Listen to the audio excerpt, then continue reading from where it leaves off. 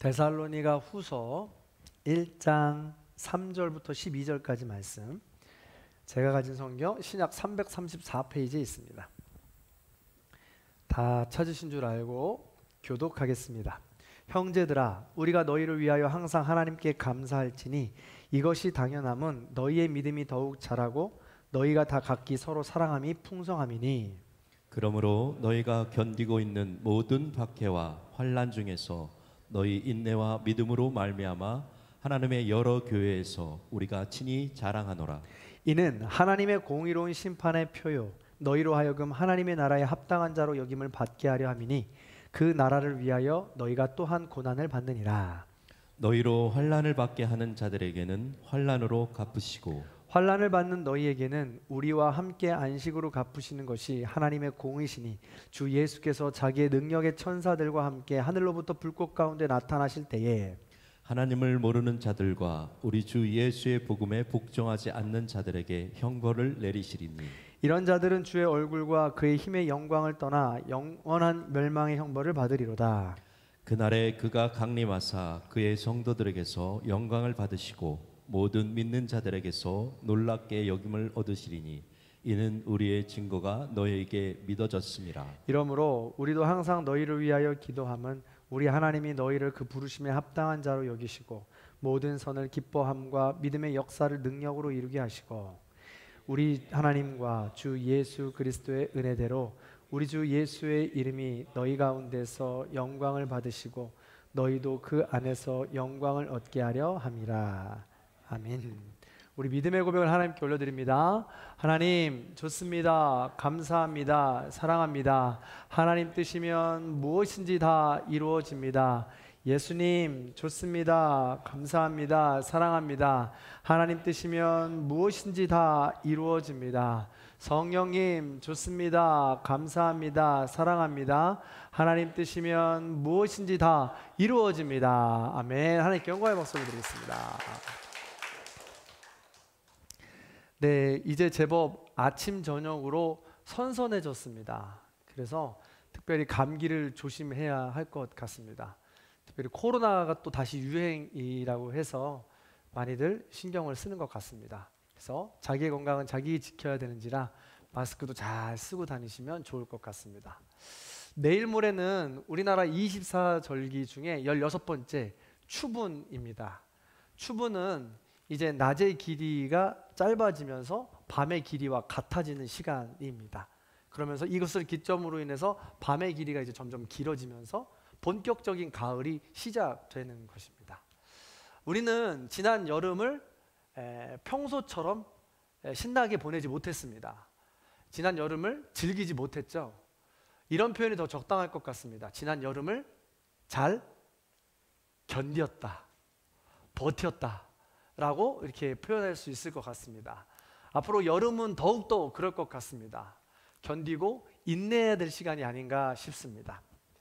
이 성호 이익이 지은 성호사설 제17권 인사문에 이런 글이 실려 있습니다. 제가 읽어드리면 선비에 힘쓸 것은 6가지 참는 데 있다.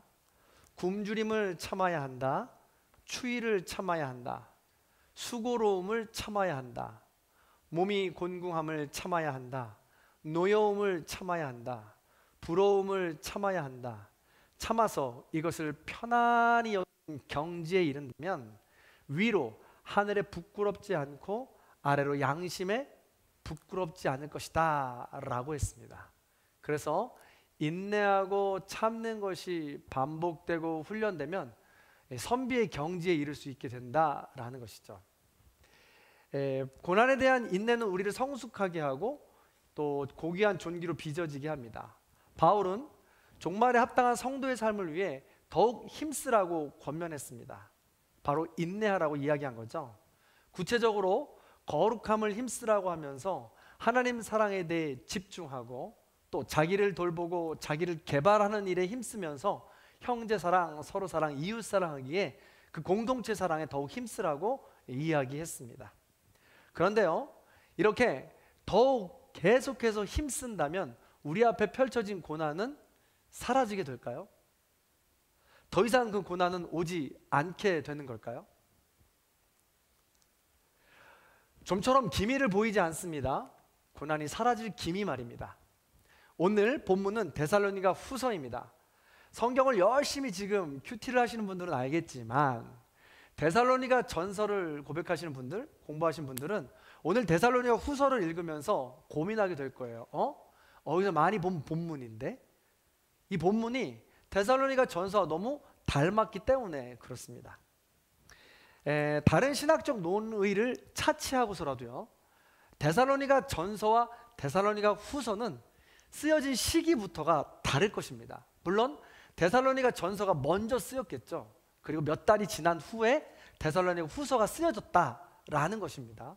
그렇다라고 했을 때 고난과 역경이 데살로니가 전서에 쓰여졌을 때보다는 좀 더 나아졌다라는 것이, 그런 고백들이, 그런 이야기들이 더 우리를 희망에 차게 하는 이야기들 아닙니까?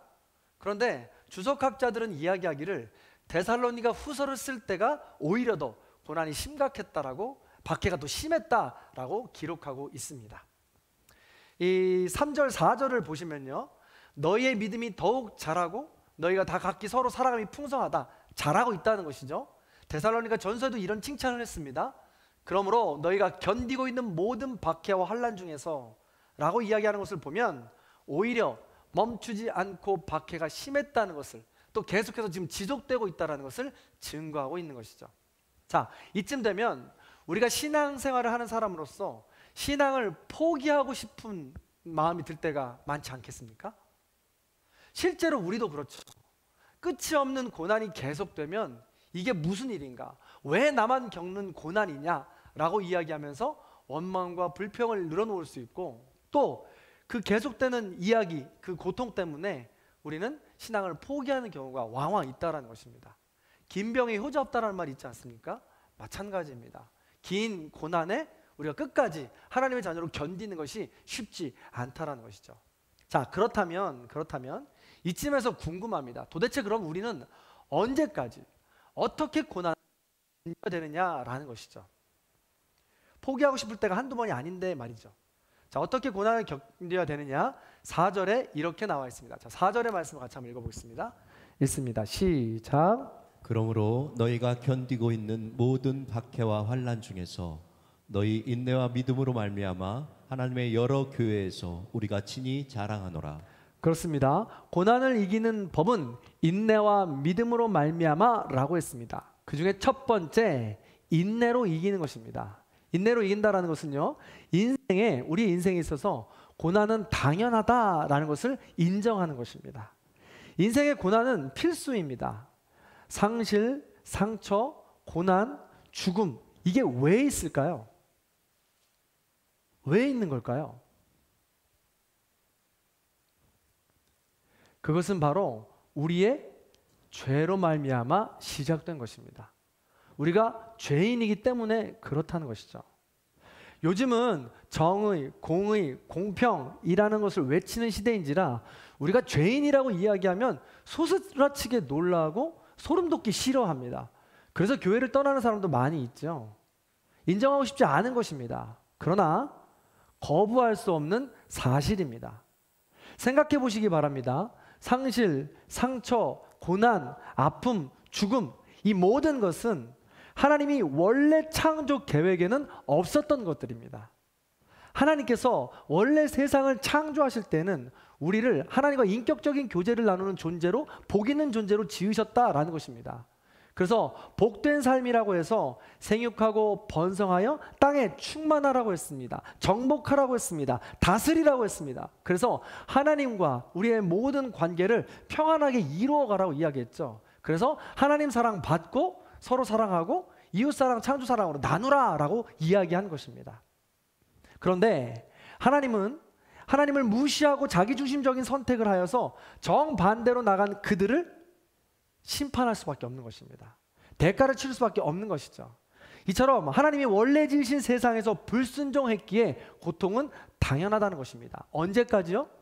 주님이 다시 오실 때까지요. 그래서 주님의 다스림으로 완전히 그 모든 질서들을 재편성하실 때까지요. 다시 그때까지는 상실과 상처와 아픔과 고난을 계속 잊게 된다는 것입니다. 그래서 우리의 죄악 때문에 당연히 들어오게 된 그 모든 것들을 부정적인 것으로 생각하고 물리쳐야 될 대상으로 생각합니다. 저주라고만 생각하면서 그것을 다가왔을 때, 아픔, 상실, 상처, 고난, 죽음이 다가왔을 때 우리는 심판받았다고, 저주받았다고 생각하면서 그 모든 것들을 부정적으로 생각하며 좌절하거나 절망하기 마련이라는 것이죠. 그래서 어떻게든 그런 것들로부터 떠나보기 위해서 마음 공부하는 것이죠. 자기 개발하는 것입니다. 현대의학으로 많은 것을 먹는 것입니다. 온갖 의약품들을 발견해서 좀 더 안티에이징, 좀 더 연령을 늘려가는 것을 좀 더디게 해보겠다는 것이죠. 그러나 그렇다고 그것이 완전히 사라지더냐라는 것입니다. 제가 깜짝 놀라는 것이 있는데, 월요일 어느 아침에 TV를 켰습니다. TV를 켜서 채널을 들고 여기저기 돌리고 있는데 어느 채널 방송에서 패널들이 나와서 대화를 나누고 있는데 이런 얘기를 해요. 아이고, 요즘에 피부가 노화가 돼가지고 이 피부 노화를 어떻게 하면 좀 더디게 할 수 있는지 모르겠어요. 막 이렇게 올려야 되고, 막 이렇게 주름 이렇게 만지지 않도록 이렇게 막 올려야 된다고 그러고 이야기하는 겁니다. 그래서 여러 가지 이야기들을 패널들이 이야기를 해요. 피부 노화에 대해서. 그래서 그런가 보다 하고 채널을 돌리고 있었어요. 채널을 막 돌리는데 갑자기 피부 노화에 좋다는 음식이 광고가 나오기 시작합니다. 이 음식을 먹으면 피부 노화를 더디할 수 있다는 거예요. 이 음식에는 이것도 들어가고 저것도 들어가서 피부 노화를 더디할 수 있다는 거죠. 그 음식을 바로 홈쇼핑으로 주문해서 사라는 거예요. 그런가 보다 또 했어요. 그래서 한참을 또 채널을 넘기는데 그 다음 채널에서 바로 뭐가 나오냐면 피부 노화를 막는 화장품과 약이 나오는 거예요. 근데 그 전부터 이야기했던 전문적인 피부 노화를 방지하는 요소들 있잖아요. 제가 지금 이름도 잘 못 외우는 그런 전문적인 용어들 다 이야기하면서 그 모든 것들을 음식을 먹는 거에 비해서 몇 배를 먹어서 피부 노화를 방지해 주겠다라고 하면서 이 약품을 사라는 거죠. 이 화장품을 바르라는 거죠. 이렇게 나오는 거죠. 그래서 제가 그때 깨달았습니다. 더 피부 노화를 늦추고 우리가 노화되는 것을 방지하기 위해서 이런 것들이 아주 촘촘하게 사업자들과 방송 관계자들이 엮여서 이것들을 판매하는 거구나 라는 것을 깨닫게 되었다는 것이죠. 그러니까 사람들은요, 아주 철저하고 세밀하고 또 긴밀하게 그들 간의 커넥팅을 형성해서 모든 것들을 이제 팔아내는 것이 마케팅을 하는 것이죠. 자, 그런데요, 그렇게 우리는 온갖 방법과 수단에 넘어가거나 또 내가 찾아서 그 모든 것들을 미연에 방지한단 말입니다. 그런데 그렇다라고 해서 피부 노화를 완전히 방지할 수 있겠냐고요. 제 이마의 주름을 멈출 수 있을까요? 목의 주름을, 팔자 주름을 멈출 수 있겠느냐는 거예요. 없다는 거죠. 그런데 우리가 그런 피부 노화나 이런 모든 방법들을 가지고 온갖 방법을 사용해서 그것을 막으려고 노력합니다. 근데 그렇게 막으려고 노력하다 보면 노력해도 팔자 주름은 생겨요. 이마에 주름은 생깁니다. 노화를 방지할 수가 없죠. 그럴 때 주사도 맞아보고요. 모든 걸 다 해봅니다. 그런데도 되지 않고 생겼을 때 오는 허무함, 좌절감, 절망감, 그걸 못 견딘다는 거예요. 그걸 견딜 만한 마음의 이 담대함이 지금 없어진다는 겁니다. 강함이 사라지고 있다는 것이죠. 그렇기 때문에 우리가 기억해야 할 것은 반드시 그 고난은 우리에게 온다라는 사실입니다. 반드시 나를 지나친다라는 사실이에요. 그러므로 첫 번째 우리가 고난을 대처하는 방법은 그 고난을 인정하는 것입니다. 온다라는 것을 받아들이는 거예요. 그럴 때 우리는 인생의 고난을 당연하다고 인정할 때 우리는 처음에 올바른 방법으로 그 고난을 맞닥뜨릴 수 있게 된다는 것이죠. 그렇지 않게 됐을 때 다가오는 이 불시에 다가오는 이 고난과 역경에 우리는 모두 무너지고 만다라는 것입니다. 자, 고난을 이기는 법 두 번째, 인내와 믿음으로 말미암아라고 했습니다. 그 중에 두 번째는 무엇일까요? 두 번째는 하나님의 공의를 신뢰하라는 것입니다. 저를 따라하시기 바랍니다. 하나님의 공의를 신뢰하라. 그렇습니다. 인생의 고통은 당연하다라고 생각하면서 우리가 인정은 합니다. 받아들입니다. 어쩌할 수 없는 노릇입니다. 인내해야 되는 겁니다. 그런데 무턱대고 인내할 수는 없는 노릇이라는 거죠. 그렇게 하고 싶지도 않고요. 그렇게 하다 보면 우리는 인내 지쳐서 쓰러지고 만다는 것입니다. 그러면 어떻게 우리가 인내해야 되느냐? 그 근거가 있어야 된다는 것인데 그 근거가 바로 하나님의 공의라는 겁니다. 하나님의 공의, 라는 것이죠. 그래서 인내할 수 있는 근거 5절과 9절 여러분들의 성경책을 보시기 바랍니다. 자, 5절에 보시면 하나님의 공의라고 되어 있습니다. 동그라미를 쳐보시고요. 7절에 보면 7절에도 하나님의 공의라고 되어 있습니다. 지금 다 읽지 않겠지만 5절부터 9절까지 한번 쭉 읽어보시기 바랍니다. 읽고 있으면 우리가 좋아하는 공의와 정의, 공평이 나옵니다. 하나님 나라가 정의와 공평과 공의하다는 거예요. 인간의 자기중심적인 이 판단이 불의와 불평이고 악의입니다. 그런데 아까도 설명드렸다시피 지금 세상은 하나님의 나라, 하나님이 원래 세우신 계획의 나라와는 정반대 방향으로 가고 있다는 것입니다. 다른 길로 가고 있어요. 따라서 정반대의 길을 가고 있는 이들은 우리가 편하게 가고 있지만 결국 그 마지막에는 심판이 있다는 거예요. 결국 치러야 될 대가가 있다는 것입니다. 반대로 하나님 나라에 합당한 자가 되기 위해서 노력하고 또 그 고난과 훈련을 받아들인 사람들이 있다면 그 하나님께서는 그 사람들을 축복해 주시겠다는 겁니다. 오늘 뭐라고 그래요? 안식으로 갚아주신다고 7절에 이야기하고 있지 않습니까?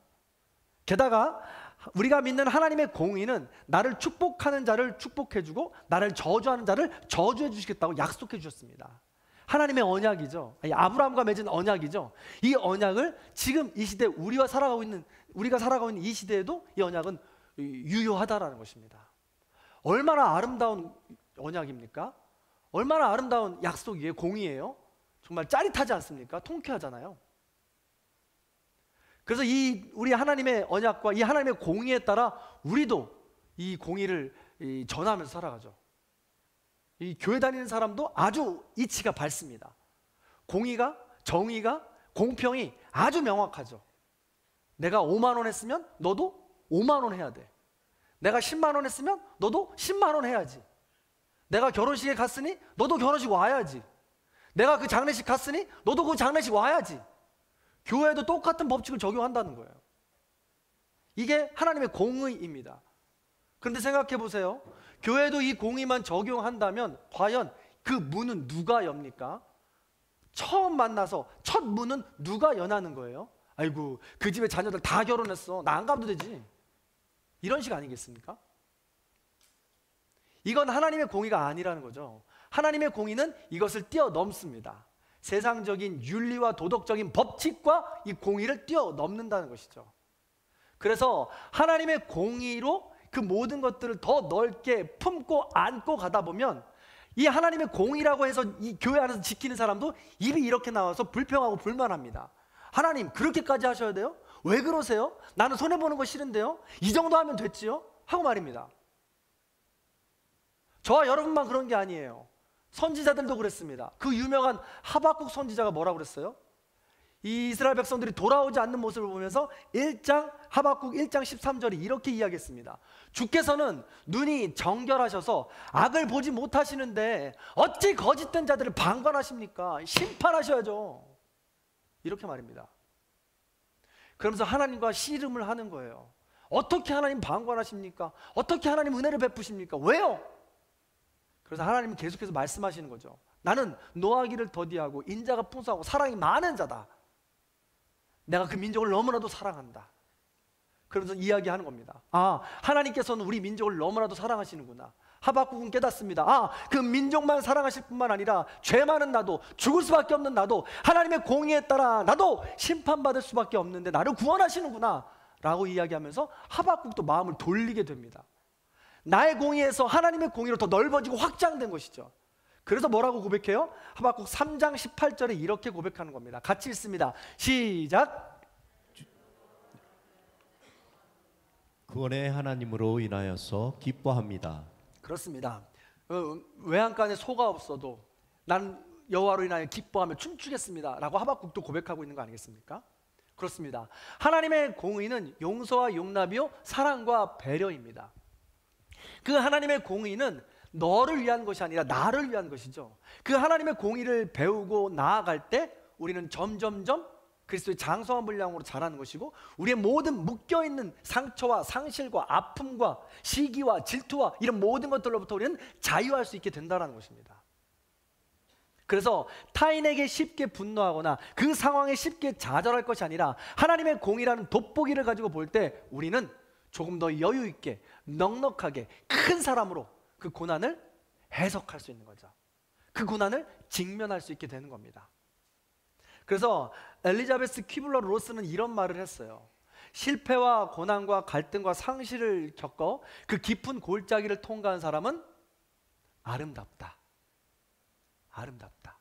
그들의 삶은 감사와 배려, 이해가 있으며 그들의 마음에는 사랑과 친절, 깊은 애정이 가득하다라고 했습니다. 퀴블러 로스가 사실은 처음에 제가 좀 주어를 바꿨는데 시작할 때 아름다운 사람은 실패와 고난과 갈등과 상실을 겪은 사람입니다. 그 골짜기를 지난 사람입니다 라고 이야기를 해요. 얼마나 멋진 말이에요. 아름다운 사람, 아름다운 사람. 저와 여러분은 아름다운 사람입니까? 저와 여러분은 어떤 사람입니까? 이렇게 고난을 어떻게 대하느냐에 따라서 선비가 되는 거예요. 아름다운 사람이 되는 겁니다. 그리스도의 장성한 분량까지 이르게 된다는 것이죠. 저와 여러분은 어느 즈음에 있습니까? 늘 말씀드립니다. 인내는요, 우리를 성숙하게 하고 존귀하게 합니다. 존귀하게 아름다운 존재로 만들어가게 한다는 것이죠. 그런데 이것이 하루아침에 이루어지는 것이 아니에요. 하나님의 공의라는 돋보기를 가지고 우리 앞에 다가온 모든 고난과 역경을 나만을 위한 것으로 아니라 나를 넘어서서 우리의 가족과 이웃을 넘어서 해석하고 고난을 넉넉하게 이끌어갈 때 우린 비로소 선비가 되는 거예요. 아름다운 사람이 되는 겁니다. 그리스도의 장성한 분량에 이르게 되는 것이죠. 이게 바로 고난을 궁극적으로 이기는 방법이라는 거예요. 자, 이처럼 고난을 이겨나가는 방법은 인내와 믿음이라고 했습니다. 고난을 인정하고 하나님의 공의로 고난을 해석하는 것입니다. 그런데 여기서 또 질문이 생깁니다. 과연 이것이 내 힘으로 되겠느냐라는 거죠. 나도 그렇게 하고 싶은데, 나도 그렇게 고난을 인정하고, 나도 그렇게 하나님의 공의로 해석하고 싶은데 그게 어렵다는 거죠. 아무래도 안 된다는 거예요. 그래서 그럴까? 바울은 마지막에 엄청난 힌트를 우리에게 주고 있습니다. 은혜를 주고 있어요. 자, 11절입니다. 세 번역으로 되어 있는데요, 세 번역으로 읽어보겠습니다. 시작. 그러므로 우리가 언제나 여러분을 위하여 기도합니다. 그것은 우리 하나님께서 여러분을 그의 부르심에 합당한 사람이 되게 해 주시며 또 그의 능력으로 모든 선 뜻하 믿음의 행위를 완성해 주시기를 비는 것입니다. 아멘. 바울이 믿음의 동역자로서 해줄 수 있는 것은 지금 기도예요. 그 사람이 고난을 당한다고 해서 바울이 그 고난을 사라지게 해줄 수 있는 것이 아닙니다. 우리도 그런 관계가 많죠. 고난을 당하는 성도님들이 있고 가족들이 있는가 하면 고난에 지금 잠시 멈춰서 평안한 시간을 보내고 있는 사람들이 있다는 거예요. 그런 관계들이 있을 때 우리는 어떻게 해야 되느냐? 이 기도 내용을 잘 살펴보면 부르심을 받은 합당한 사람은, 즉 인내하고 믿음을 갖는 사람이 되는 것은 내 힘이 아닙니다. 내가 할 수 있는 것이 아니라는 거예요. 그래서 바울은 기도하는 거예요. 데살로니가인들이 부르심에 합당한 사람이 될 수 있게 해 주시옵소서. 또한 바울은 기도하는 겁니다. 데살로니가 교인들이 능력으로, 하나님의 능력으로 선한 뜻과 믿음의 행위를 완성하게 해주십시오 라고 그들을 위해서 기도하는 것이죠. 그러니 우리 또한 상실과 아픔과 고통과 상처와 죽음 가운데 있으십니까? 그럼 지금 당장 우리가 가장 먼저 할 수 있는 일은 기도라는 것입니다. 하나님, 그 고난과 역경에서 좌절하지 않게 하여 주시옵소서. 하나님, 그 질병 가운데 지치지 않게 하여 주시옵소서. 하나님, 그 물질의 어려운 절벽 가운데에서 떨어지지 않게 하여 주시옵소서. 하나님, 주님 잡은 손 놓지 않고 끝까지 일어날 수 있도록, 하나님의 능력으로 일어날 수 있도록 도와주시옵소서. 끝까지 하나님 능력 가지고 살아가게 하여 주시옵소서라고 기도해야 된다는 것이죠. 그것이 바로 시작이라는 것입니다. 믿음의 동역자가 되어 그들을 위해 기도해주고 동시에 자신을 위해 기도하는 것입니다. 우리가 고난을 승리할 수 있는 비결은 이처럼 바로 은혜입니다. 더불어서 그 은혜를 구하는 기도입니다. 우리가 그것을 깨달을 때 우리가 지나는 고난과 고통을 이겨나갈 수 있게 된다라는 것이죠. 다른 것 없습니다. 바울도 고난의 당사자들에게 별 도움을 줄 수 없습니다. 기도밖에요. 고통과 고난을 당하는 성도들이 있다면 제발 우리 다른 것 하지 마시고 처음 기도부터 시작해야 되는 것입니다. 그래서 올바른 기도로 올바른 은혜를 구해서 그 고난에서 나올 수 있도록 우리 축복해 주시고 응원해 주시기를 간절히 소망합니다. 사랑하는 성도 여러분, 그럼요, 우리가 여기서 이렇게 질문할 수 있어요. 바울이 그럼 그런 고난을 이겨나가라고 이렇게 바울이 이야기하고 있는데, 그렇다면 바울은 그 고난을 정말 그렇게 이겼을까라는 것입니다. 바울은 고난을 당한 대명사입니다. 고난의 대명사예요. 사실 잘 생각해 보세요. 여러분이 지금 당하는 고난은 인간이라면 누구나 당할 수 있는 고난들입니다. 질병의 고난, 물질의 고난, 관계의 고난, 또 내 마음의 쓴뿌리의 고난, 이런 것들이 있죠. 인간이라면 누구나 다 겪어야 되는 고난이죠. 근데 그 고난이 나를 위한 고난이에요. 나만을 위한 고난일 경우가 많이 있습니다. 요즘 시대는 더 그렇죠. 그런데요, 바울이 당한 고난은 어떻습니까? 바울이 당한 고난은 거기에 머무르지 않아요. 바울의 고난이 아주 적나라하게 고린도후서 11장에 기록되어 있습니다. 뭐라고 기록되어 있어요? 바울은 이렇게 이야기합니다. 내가 41 감암매 39번의 태형을 5번이나 맞았다. 내가 채찍으로 3번이나 찢김을 받았다. 내가 돌로 1번 맞음을 당했다. 그리고 내가 동족에 의해 핍박을 당했고 이방인에 의해 핍박을 당했다. 내가 강물에서도 핍박을 받았고, 내가 광야에서도 핍박을 받았고, 내가 수고로움을 당했다. 모든 고난을 다 했다고 이야기합니다. 그 모든 고난을 한 이유가 무엇입니까? 고난을 당한 이유가 무엇이에요? 바울은 자기 자신만을 위해서 그렇게 한 것이 아니에요. 하나님 나라 복음을 위해서, 복음을 모르고 죽어가는 이들을 위해서, 이 땅에서 여전히 상처와 상실과 고난과 아픔 가운데 죽어가는 그들을 위해서, 그들이 예수 그리스도를 알고 새 생명을 얻고자 복음을 전하기 위해서 그 모든 고난을 마다하지 않았다는 것입니다. 그럼 그 고난을 어떻게 이겨나갔느냐라는 것이죠. 철저하게 오늘 우리 3가지와 대입해보면 짝짝짝 들어맞습니다. 첫 번째, 바울은 인생의 고난을 인정했습니다. 아시지요? 바울은 지병이 있었습니다. 뇌전증이라고 하는 사람도 있고 깊은 안질환이라고 이야기하는 사람도 있습니다. 어찌됐든 바울은 3번이나 간절히 기도하죠. 3번이라는 것은 완전하게 기도했다는 뜻입니다. 횟수 3번을 뜻하지 않아요. 새벽기도 3번 나와서 기도했다? 아닙니다.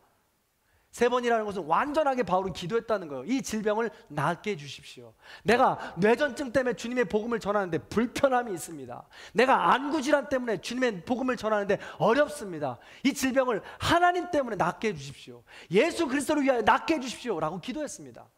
근데 그 질병이 나았나요? 질병이 낫지 않았습니다. 그러면서 오히려 이렇게 고백했죠. 고린도후서 12장 9절에 내 은혜가 내게 족하도다. 이는 내 능력이 약한 데서 온전하여짐이라 라고 이야기했습니다. 즉 그 고난을 그냥 인정하라는 거예요. 인정하는 것을 넘어서서 그 고난 뒤에 그 모든 것들을 은혜로 고백하라는 것입니다. 가능합니까? 이게 쉽습니까? 내 눈앞에 펼쳐진 고난도 지금 어렵고 힘든데 그 모든 것들을 은혜로 고백하라니요. 어렵잖아요. 근데 바울은 이것을 그대로 받아들입니다.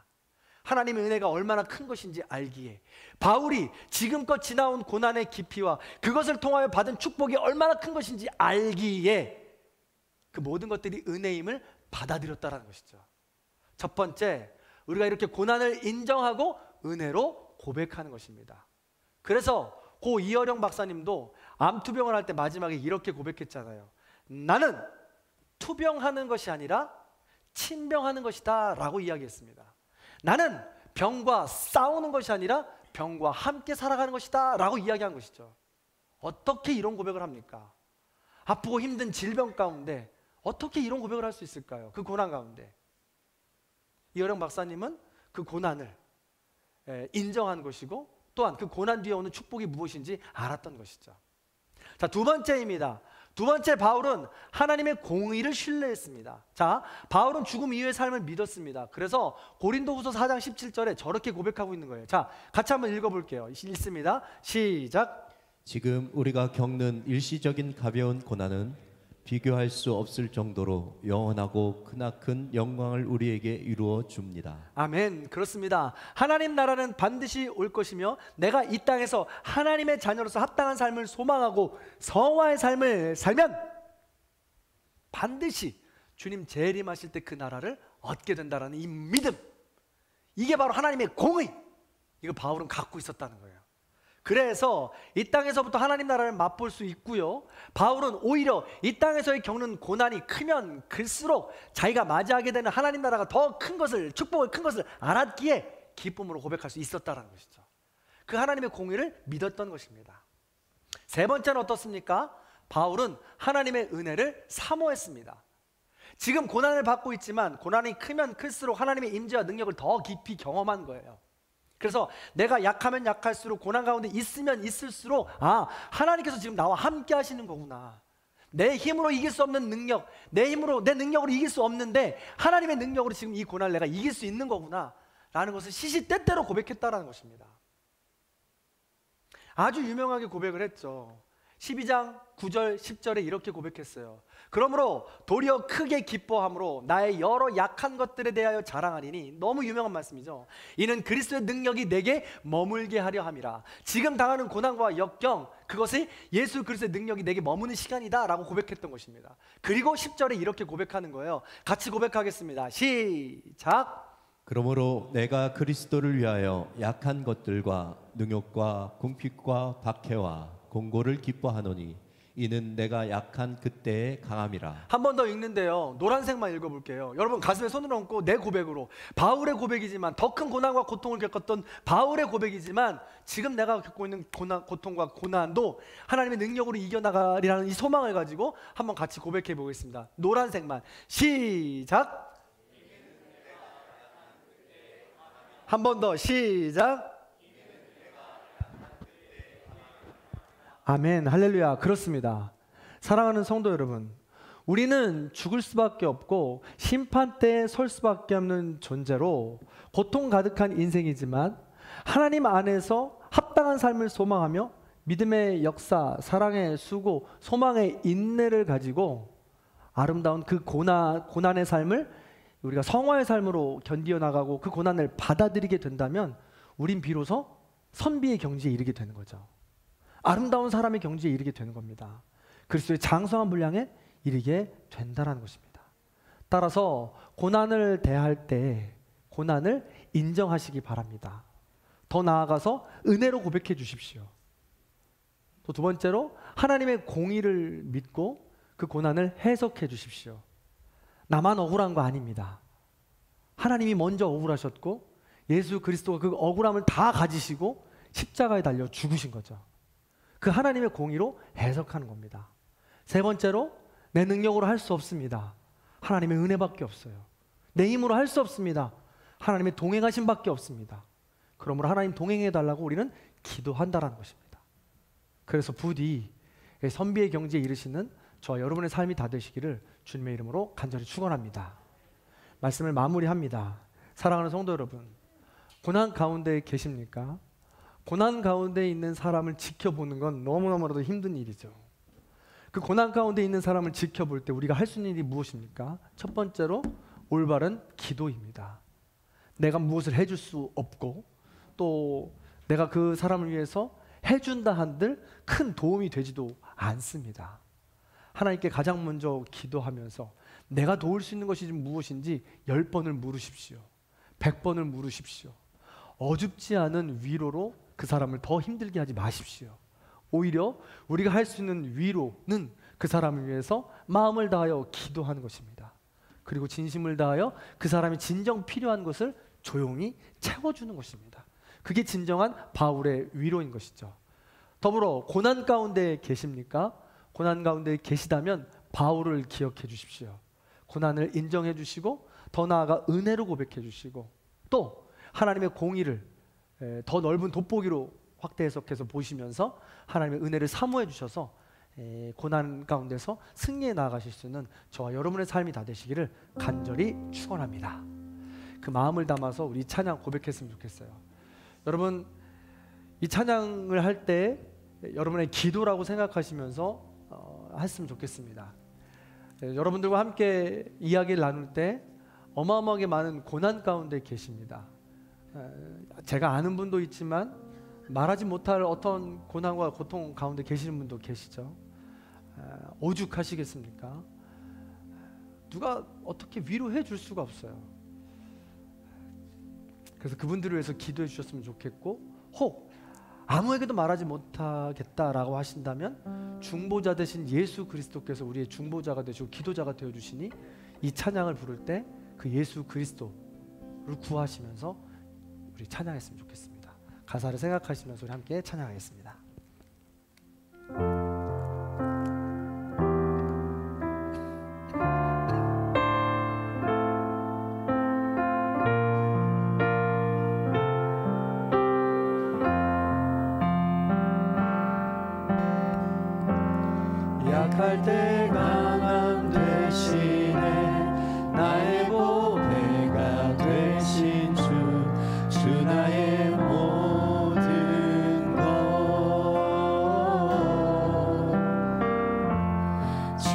주님의 있는 보물을 나는 포기할 수 없네. 주 나의 모든 것.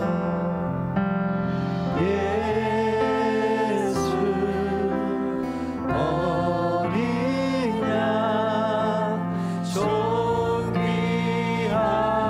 이름. 예수 어린 양 존귀한 이름. 십자가 죄사하셨네. 주님의 이름 찬양해. 주 나의 모든 것. 쓰러진 나를 세우고 나의 빈자리 채우네. 주 나의 모든 것. 예수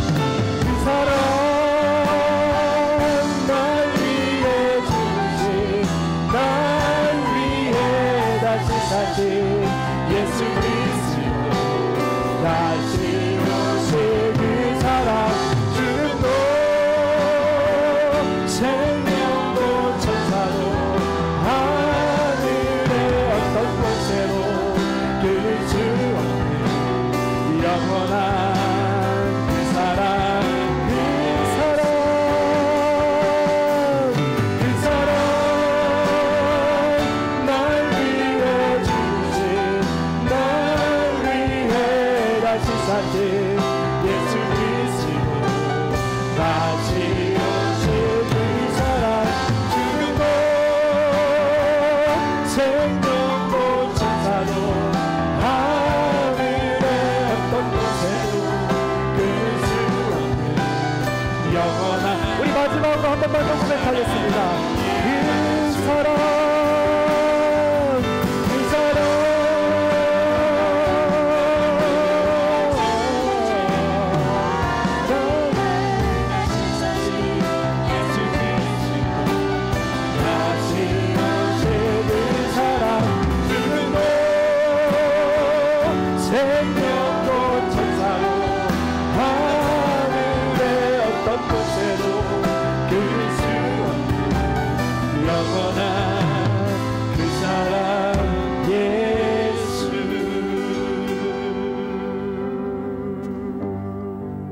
아멘. 이 시간 다 함께 눈을 감고 조용히 오늘 말씀을 기억하며 기도하는 시간 같습니다. 우리 모든 성도님들 고통 가운데, 아픔 가운데, 상실과 상처와 죽음 가운데 자유할 수가 없습니다. 지금도 여전히 끊임없는 고통 가운데 지나는 성도님들도 있습니다. 건강 때문에, 사업 때문에, 물질 때문에, 관계 때문에, 내 안에 쓴 뿌리 때문에, 더 나아가 예수 그리스도를 전하는 복음 때문에, 이런 모든 고난 가운데 주님으로 승리하는 삶이 되게 하여 주옵소서. 오늘 바울이 가르쳐준 그 고난을 이기는 방법을 가지고 우리도 고난을 이기는 삶을 살아갈 수 있도록 도와주옵소서. 우리 이런 기도 제목 가지고 잠시 조용히 기도하겠습니다.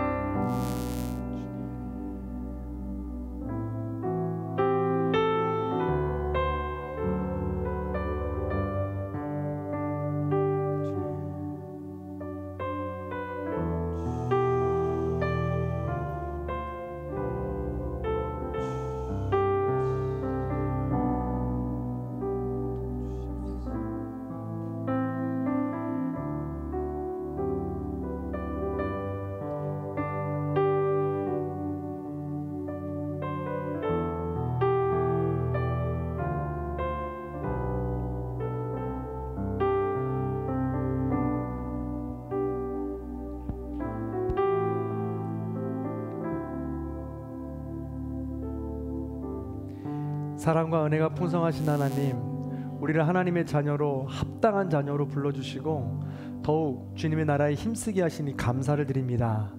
그러나 여전히 우리 삶 가운데 고난과 아픔과 상실과 상처와 죽음의 세력이 가득합니다.